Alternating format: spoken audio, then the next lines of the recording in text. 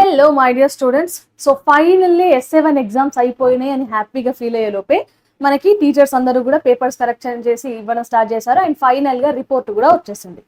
So report వచ్చిన తర్వాత మనకు ఒక చిన్న ఫీలింగ్ స్టార్ట్ అయింది. ఏంటంటే ఏంటి, నేను ఇన్ని మార్క్స్ వస్తాయి అనుకున్నాను కదా, ఎక్కడ పోయినాయి, నేను అనుకున్నన్ని మార్క్స్ రాలేదు అని. సో ప్రతి ఒక్క స్టూడెంట్కి కూడా ఈ ఫీలింగ్ ఉంటుంది. బికాస్ వాళ్ళు బికాస్ మీరు first time 10th class students అందరూ కూడా FA1కి కానీ FA2కి కానీ మల్టిపుల్ ఎగ్జామ్స్ రాశారు, కాదనట్లేదు. కానీ హోల్ 50 to 60% ఆఫ్ సిలబస్ని కంప్లీట్ బోర్డ్ ఎగ్జామ్ ప్యాటర్న్లో 3 hours రాసిన ఫస్ట్ ఎగ్జామ్. సో దీంట్లో మీరు చదివారు, దానిలో తప్పులేదు, మీరు దాన్ని కాదనట్లేదు. మీరు బాగా చదివారు, మంచిగా ప్రిపేర్ అయ్యారు. అండ్ అలాగే ఎగ్జామ్ రిలేటెడ్ ఆల్ ఇంపార్టెంట్ క్వశ్చన్స్ని కానీ లేకపోతే ప్రీవియస్ ఇయర్ పేపర్స్ని వీటన్నిటిని ఫాలో అయ్యారు. అయినప్పటికీ కూడా మీరు అనుకున్న మార్క్స్ రాలేదు అని అంటే దానికి మల్టిపుల్ రీజన్స్ ఉంటాయి. కానీ కొంతమంది స్టూడెంట్స్ చాలా వర్రీ అయిపోతున్నారు. ఏంటి, నేను అనుకున్న మార్క్స్ రాలేదు, నాకు గ్రేడ్స్ రాలేదు అంటే నేను ఇంత చదివి కష్టపడినా కూడా నా కెపాసిటీ ఇంతేనా, నేను ఓన్లీ 40 to 50% మాత్రమే తెచ్చుకోగలిగాను, ఎందుకు ఈ రిమైనింగ్ మార్క్స్ ఎందుకు పోయాయి, ఎక్కడ తగ్గాయి?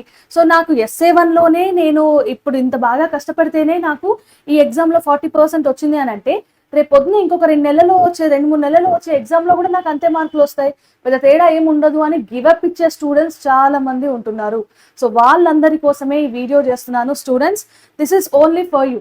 ఇక్కడ SA1 ఎగ్జామ్స్ అనేది నాట్ యువర్ ఫైనల్ ఎగ్జామ్స్. మీరు ఒక్కటే ఒక విషయం గుర్తుపెట్టుకోండి, మీరు రాసిన ఎగ్జామ్ అనేది ఒక డెమో.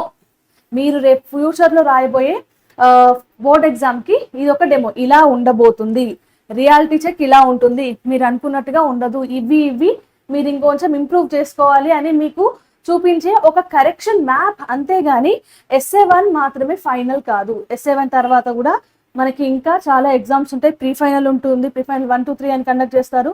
దాని తర్వాతే మీరు ఫైనల్ ఎగ్జామ్కి వెళ్తారు. మీకు ఎనఫ్ ప్రాక్టీస్, ఎనఫ్ హింట్స్ అనేవి మీకు దొరుకుతాయి.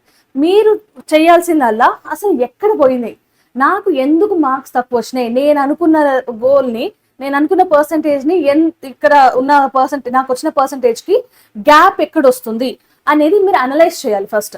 సో దానికోసమే ఒక ఫ్యూ మేజర్ అందరికీ కామన్గా ఉండే పాయింట్స్ ఏం చెప్పనా. ఫస్ట్ది టైం మేనేజ్మెంట్ మీది వీక్గా ఉంటుంది. సో ఫస్ట్ టైం మనం ఎగ్జామ్ రాస్తున్నప్పుడు మనకి ఫీలింగ్ ఎట్లా ఉంటుంది తెలుసా, 3 గంటలు ఎగ్జామ్ కదా, ఒక సినిమానే నేను 2 గంటలు చూస్తే బోర్ ఫీల్ అవుతా, ఇంతసేపు చూసానా అని 3 గంటలు. సో ఫుల్ టైం ఉంటుంది నాకు, నేను ఏ ఆన్సర్ మీద ఎంతసేపు నాకు ఇష్టం వచ్చినంత టైం నేను స్పెండ్ చేస్తా అన్న ఒక ఫీలింగ్లో ఉంటారు. కానీ నిజానికి నీకు కరెక్ట్గా యూటిలైజ్ చేసుకుంటే ఆ 3 గంటల టైం కూడా నీకు సరిపోదు. నువ్వు క్వశ్చన్ పేపర్లో ఇచ్చిన అన్ని క్వశ్చన్స్ రాద్దాము అండ్ నీకు నచ్చినట్టుగా రాద్దామని అనుకుంటే ఆ 3 గంటలు సరిపోదు. ఏం చేయాలి, ప్రాపర్ టైం మేనేజ్మెంట్ మెయింటైన్ చేయాలి. అది లేక చాలా మంది క్వశ్చన్స్ వదిలిపెట్టేసి వస్తారు, దానివల్ల పోయాయి. అండ్ ఇంకొక విషయం నాన్న, మనం బాగా చదివాము, ఆన్సర్ నాకు బాగా వచ్చు, అయినప్పటికీ కూడా నేను ప్రజెంటేషన్లో చేసిన చిన్న చిన్న మిస్టేక్స్ వల్ల మార్కులు పోయిన సందర్భాలు కూడా ఉంటాయి. ఫర్ ఎగ్జాంపుల్, యాక్టివిటీ ఇచ్చాడు, యాక్టివిటీలో నేను ఎయిమ్, ప్రొసీజర్ ఇదంతా ఏం రాయలేదు, డైరెక్ట్గా ఒక స్టోరీ లాగా ఫస్ట్ ఇది చేసిన, దాని తర్వాత ఇది అయింది, ఇవి వస్తువులు తీసుకున్నాం, లాస్ట్కు ఇది కన్క్లూడ్ అయింది అని ఓవరాల్గా ఒక ఎస్సే లాగా, ఒక స్టోరీ లాగా రాసుకుంటూ పోతారు చాలా మంది. అక్కడ మార్కులు పోవచ్చు. లేకపోతే డయాగ్రామ్ మిస్ చేసి ఉంటారు, లేకపోతే డయాగ్రామ్ డ్రా చేసి అది నీట్గా లేక, దానికి లేబులింగ్ లేక వదిలేసి ఉంటారు. రే డయాగ్రామ్స్ డ్రా చేసినా కూడా దానికి యారో సరిగ్గా లేకనో, లేకపోతే ఇమేజ్ క్యారెక్టరిస్టిక్స్ రాయకనో, ఏదో ఒక రకంగా ప్రెజెంటేషన్ మిస్టేక్స్ వల్ల కూడా మార్కులు పోయి ఉంటాయి. అండ్ ఇంకొక మేజర్ ఇంపార్టెంట్ విషయం ఏంటంటే, మనం అనుకుంటాం ఒక క్వశ్చన్ చదివిన తర్వాత ఇది నేను చదువుకున్నాను, ఇది నేను ఖచ్చితంగా రాస్తా అని అటెంప్ట్ చేస్తారు. మీరు అటెంప్ట్ చేసిన క్వశ్చన్లో వాళ్ళు అడిగిన దానికి మీరు ఇచ్చిన ఆన్సర్ కరెక్ట్గా సాటిస్ఫై చేసి ఉండదు, ఏదో ఒక లోటు ఉండుంటుంది, అందువల్ల మీకు మార్క్స్ పోయి ఉంటాయి. సో కాన్సెప్ట్ క్లారిటీ లేకపోయి ఉంటుంది. అండ్ దాంతో పాటుగా రైటింగ్ ప్రాక్టీస్. సో చాలా మంది స్టూడెంట్స్ కొంచెం రాసి అలసిపోయి ఉంటారు, లేకపోతే వాళ్ళకి రైటింగ్ చాలా స్లోగా ఉంటుంది. మిగిలిన స్టూడెంట్స్ అందరూ కూడా 2 ఆన్సర్స్ రాసే లోపల వీళ్ళు ఒక ఆన్సర్ని మాత్రమే రాయగలరు. సో అలాంటప్పుడు కూడా నీకు టైం సరిపోదు, రైటింగ్ ప్రాక్టీస్ ఫాస్ట్గా లేక నువ్వు కరెక్ట్గా అంటే ఎగ్జామ్ టైంని యూటిలైజ్ చేసుకోలేకపోవడం వల్ల పోయి ఉంటాయి. ఇంకొక విషయం ఏంటంటే, అందరికీ ఉండేదే, ఎగ్జామ్ అనగానే ఒక భయం వస్తుంది కదా లోపల నుంచి మనకి, వామ్మో ఎగ్జామ్, అయ్యో రేపు ఎగ్జామ్ ఉంది, ఎట్లా రాస్తానో ఏమో. నువ్వు మొత్తం చదివావు, సిలబస్ మొత్తం కంప్లీట్ చేసావు, రివిజన్ కూడా అయిపోయింది, అన్ని నీకు బ్రెయిన్లో ఉన్నాయి, అయినప్పటికీ కూడా ఈ మెదడులోకి చిన్న పురుగు ఉంటుంది కదా, లైక్ రేపు పొద్దున ఎగ్జామ్ ఉన్నది, నేను ఎట్లా రాస్తానో ఏమో, ఏమవుతుందో ఏమో, పేపర్ ఎట్లా వస్తుందో ఏమో, ఇలాంటి ఒక భయం ఉంటుంది కదా, దాంతోనే మొత్తం 50% ఆఫ్ ది కాన్ఫిడెన్స్ అనేది పోతుంది. నువ్వు నేర్చుకున్న అన్ని కూడా అక్కడే పోతాయి. ఎగ్జామ్ లో కూడా ఇదే భయం వల్ల చేయి వణుకుతూ ఉంటుంది, కొంతమంది చెమటలు వస్తూ ఉంటాయి, సో చాలా యాంగ్జైటీ ఫీల్ అవుతూ ఉంటారు. ఇవన్నీ కూడా ఎగ్జామ్ ని మీరు చాలా రేర్ గా ఇవ్వడం వల్ల జరుగుతుంది. ఈ మల్టిపుల్ రీజన్స్ వల్ల, ఇందులో ఒకటో రెండో అయితే ఓకే, కానీ ఒకవేళ మీరు ఎగ్జామ్ రాసేటప్పుడు లెసన్ 1 లో మీరు ఇవన్నీ గనక ఫేస్ చేశారు, ఇవన్నీ మీరు ఎక్స్పీరియన్స్ చేశారు అని అంటే, so it is very serious. So దీన్ని మీరు ఖచ్చితంగా గమనించుకోవాలి, రైట్? అండ్ నౌ ఇప్పుడు మనం ఏం చేయాలి మ్యామ్? మరి సరే ఇదంతా అయిపోయింది, ఏదో అయిపోయింది, essay 1 లో మాకు తెలియకనో తెలుసో కొన్ని మిస్టేక్స్ చేసాం అండ్ వాటన్నిటిని రెక్టిఫై చేసుకునే అవకాశం ఉందా? ఒకవేళ అవకాశం ఉంటే మేము ఎక్కడెక్కడ ఫోకస్ చేయాలి అని అంటే వీటి మీదనే ఫోకస్ చేయాలి. కానీ ఎలాగా? ఫస్ట్ అండ్ ఫార్మోస్ట్ థింగ్ ఏంటంటే, మీ అందరి దగ్గర పేపర్స్ ఉన్నాయా? essay 1 లో టీచర్ కరెక్ట్ చేసిన పేపర్స్ ఉన్నాయా? వాటిని తీసుకున్న తర్వాత ఎంతమంది అన్నా నాకు ఎక్కడెక్కడ మార్కులు వచ్చినాయి అని వెతుక్కున్న వాళ్ళు ఉంటారు తప్ప, నాకు ఇక్కడ మార్కు పోయింది, ఇది 4 మార్క్స్ క్వశ్చన్ కి, అమ్మాయి నాకు 3 మార్క్స్ వచ్చినాయి ఈ క్వశ్చన్ కి అని హ్యాపీగా ఫీల్ అయ్యే వాళ్ళు ఉంటారు తప్ప, ఆ ఒక్క మార్క్ టీచర్ ఎందుకు కట్ చేశారు అనే రీజన్ ఎప్పుడైనా టీచర్ పోయి అడిగారా? అడగరు. ఎందుకంటే మనకి ఎంతసేపు వచ్చినాయే కావాలి కానీ పోయిన వాటి గురించి మనకి ఉంటది ఎవరికి? సో 100కి 95, 94 వచ్చిన వారికి ఆ మిగిలిన ఎందుకు పోయినాయి అని ఏడుస్తారు తప్ప, మిగిలిన 70లు 60లు వచ్చిన వారికి ఆ మిగిలిన 40 మార్కులు ఎక్కడ పోయినాయి అన్న ఆలోచన ఉండదు. కాబట్టి ఒకవేళ మీరు ఈ కేటగిరీలో ఉంటే ప్లీజ్ ఈ విషయాన్ని చెక్ చేయండి. ఏంటది? ఫస్ట్, నేను రాంగ్ ఆన్సర్స్ ఎక్కడ రాసాను అంటే, నేను క్వశ్చన్ రాసిన అటెంప్ట్ చేసిన దానికి 2 మార్కులు వస్తాయని నేను ఎక్స్పెక్ట్ చేస్తున్నా, కానీ టీచర్ ఆన్సర్ మొత్తం కొట్టిపడేసింది.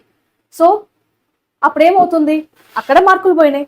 ఇంకొకటి, మనకి లో మార్క్స్, ఇప్పుడు 4 మార్కుల క్వశ్చన్ ఉంది, నేను ఆన్సర్ మంచిగా రాసిన అన్న ఫీలింగ్ లోనే ఉన్నా, దానికి 4 మార్కులు ఎక్స్పెక్ట్ చేస్తున్నా, కానీ టీచర్ 2 మార్కులు మాత్రమే వేసింది.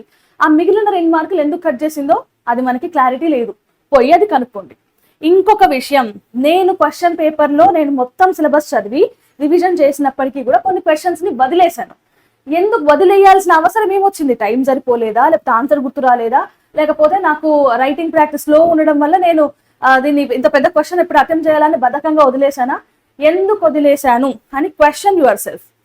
అండ్ ఇంకొక విషయం, పేపర్ కరెక్షన్ చేసిన తర్వాత ఎవ్రీ సబ్జెక్ట్ టీచర్ దగ్గరికి వెళ్ళి, మ్యామ్ నేను ఈ పేపర్లో ఏమేమి ఇంప్రూవ్ చేసుకోవాలి, ఎక్కడెక్కడ ఫోకస్ చేయాలి, నా స్ట్రెంగ్స్ ఏంటి?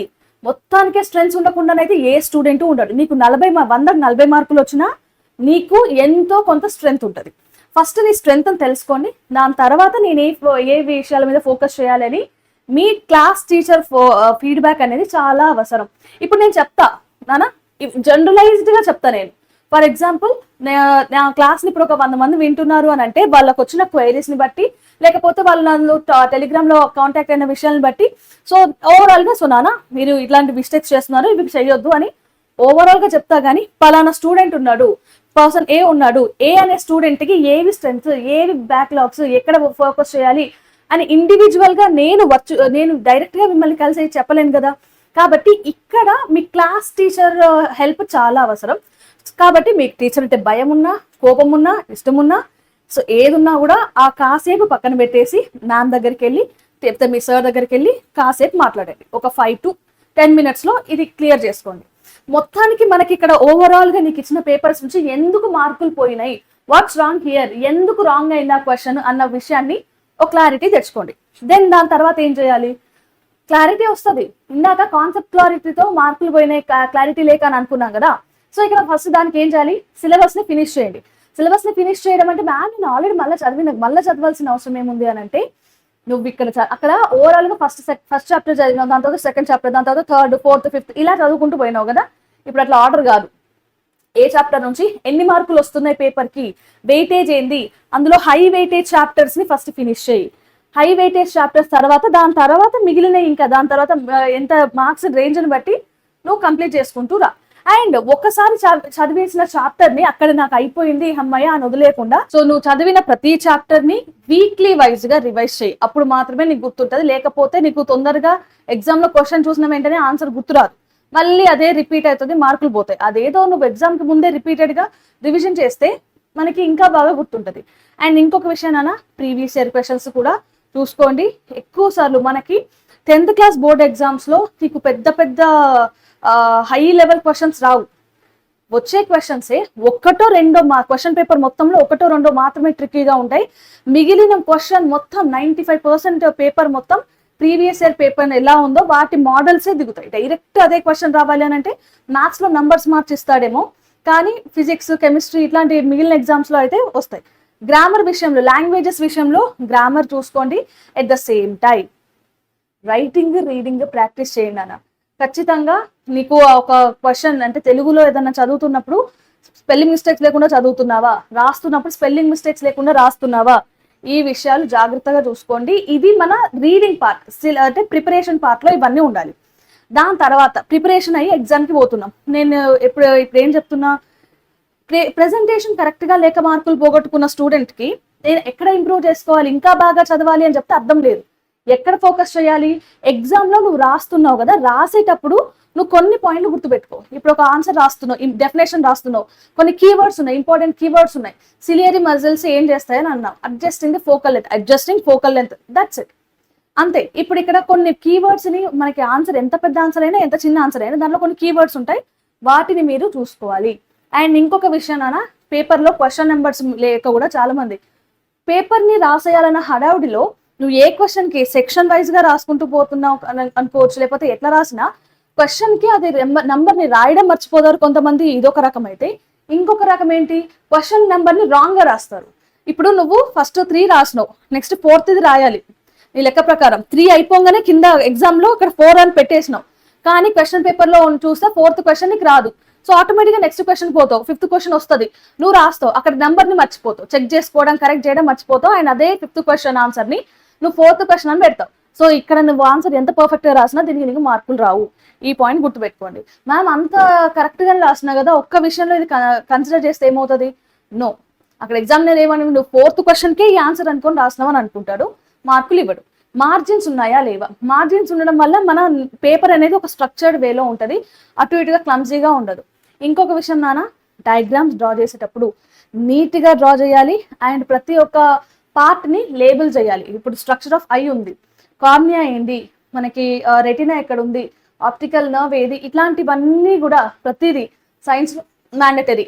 మ్యాథ్స్లో కూడా కొన్ని కన్స్ట్రక్షన్స్ ఉంటాయి, కన్స్ట్రక్షన్స్ అప్పుడు ఏబిసిడీలని నువ్వు నోట్ చేస్తావు, పక్కన వాటికి రాయి ఏబి ఏంటి, బీసీ ఏంటి, సిడి ఏంటి, ఇట్లాంటి రేస్ కానీ ఈ యాంగిల్స్ కానీ నువ్వు ఖచ్చితంగా రాయాలి. ఓకే, నెక్స్ట్ నువ్వు మ్యాథ్స్ కానీ ఫిజిక్స్ కానీ రాసేటప్పుడు ఫార్ములాస్ ఉంటే కొన్ని న్యూమరికల్స్ చేస్తావు.